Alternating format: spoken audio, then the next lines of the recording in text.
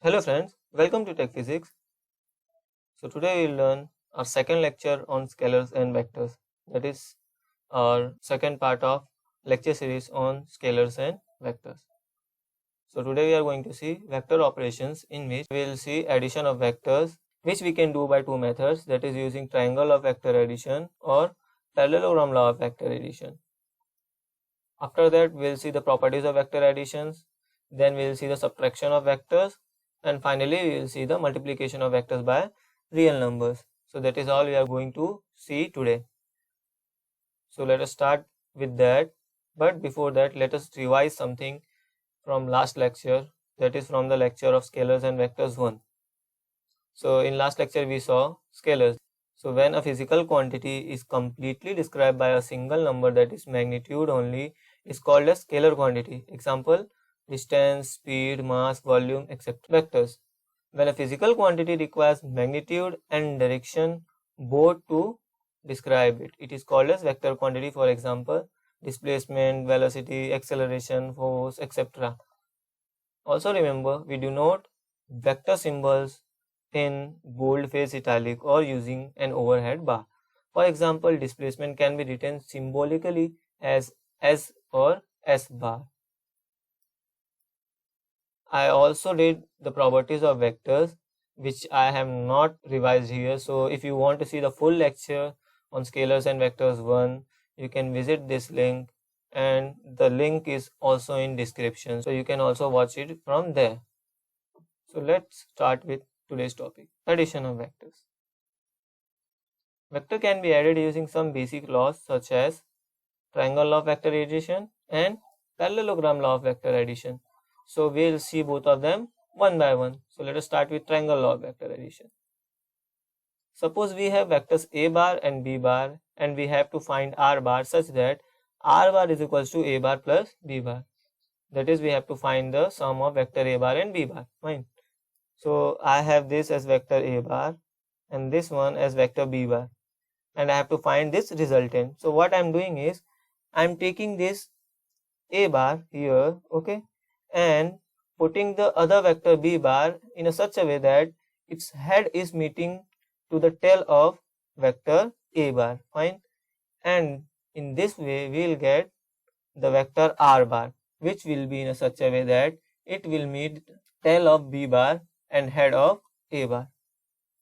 So we can say that in this law we arrange the vectors in such a way that head of first vector goes to the tail of second vector, as you can see here, and it gives the resultant of sum of first and second vector in this way. That is, the tail of r bar will go to the tail of b bar and head of r bar will go to the head of a bar.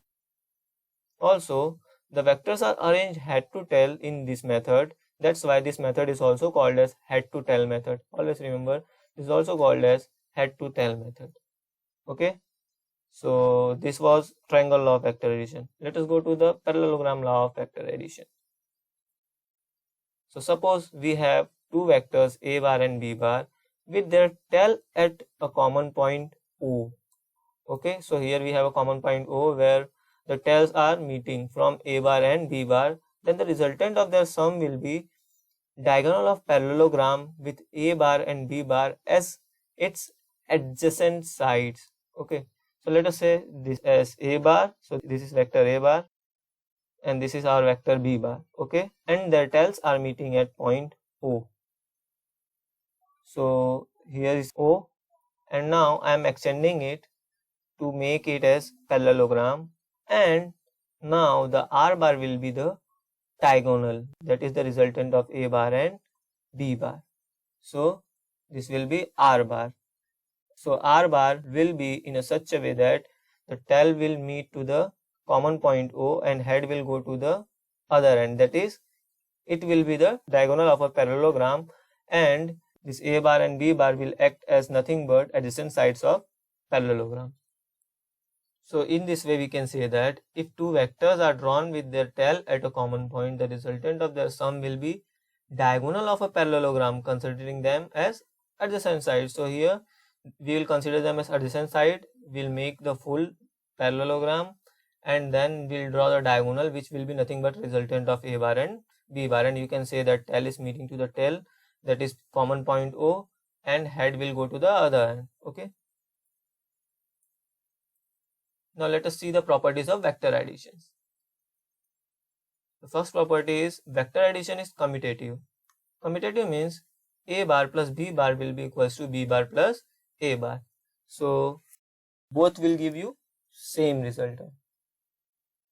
Second property is vector addition is associative. It means adding vector A bar plus B bar with C bar is same as adding vector A bar with vector B bar plus C bar. So this is nothing but associative property. Third property is resultant vectors having equal magnitude and opposite directions is vector with a zero magnitude, called as a null vector. That is, if I am adding A bar with negative of A bar, then we will get our answer as 0 bar, that is null vector. So this is called as null vector or zero vector. Subtraction of vectors. Suppose we have two vectors A bar and B bar, and we have to find A bar minus B bar. Okay, then we can write A bar plus minus of B bar, that is, I have added B bar by changing its direction. So here we can say that subtraction of two vectors can be defined in terms of addition of two vectors, and we can define them, that is difference of two vector, as the sum of first vector and negative of second vector. Okay, so this is subtraction of vectors. And now finally multiplication of vectors with real numbers.